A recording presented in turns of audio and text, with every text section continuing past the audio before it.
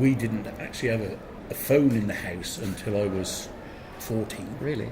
Yeah. You know, the old-fashioned landline phones? With the curly wires? Yeah. Prior to that, if you needed to make a phone call, you used to go down to the village to the phone box. Really? And that was probably a mile away. Wow. Yeah. Because I lived on a farm. So did you mainly send letters and stuff like that? Well, yeah. Yeah. That was the only way really to talk to people. Because my mum was from Scotland and her parents all still lived in Aberdeen. Yeah. So the only way we could really communicate was by letter. Yeah. Not like now, eh? Now you can just send a text and then it's there. So when you go out, you can sort of keep Just in send a touch text. with mum and let her know when to come and pick you up. Yeah. It's a lot safer now, isn't it? Yeah, I think it is. But back when I was a kid, I mean, there wasn't half the trouble there is now. Yeah. I mean, the only way we could get about then as well was by bus. Yeah. If you could get a bus, otherwise it was walk or ride a bike. Yeah. When I went to secondary school, because I lived on a farm, I used to have to bike 3 miles to get a bus into school, Really? which was a bit like the weather today. Yeah. Get to school soaking wet. You know, you'd have your clean, dry clothes in a bag on your back, sort of thing. You know. Were there many of you living on the farm? There was the farmer himself, Yeah. him and his wife, and mum and dad, obviously. Dad worked the farm for him because it wasn't a very big farm. Yeah. He didn't have a tractor. No?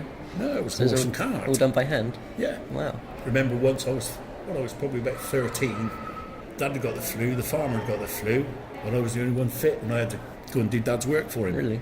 Wow. Yeah. Harness the old cob up and put it into the harness and load her up to the trailer and go and feed the pigs and cattle and sheep, all the chickens as well. Yeah.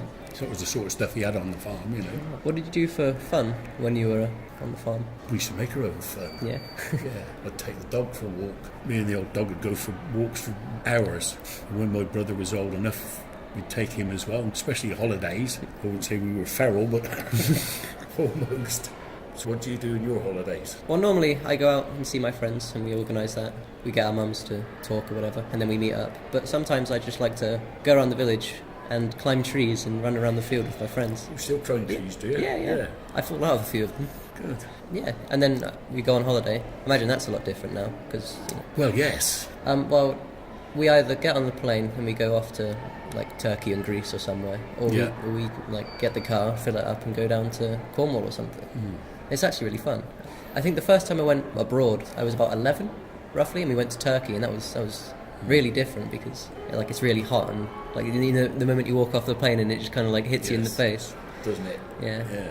Like, in Turkey it's really hot and dry, and it's not like that at all in England. It was like a completely different world almost. And then, like, you could look over the sea, and I think it was Africa or something that you could see, because we were really close to that side. It was almost in swimming distance.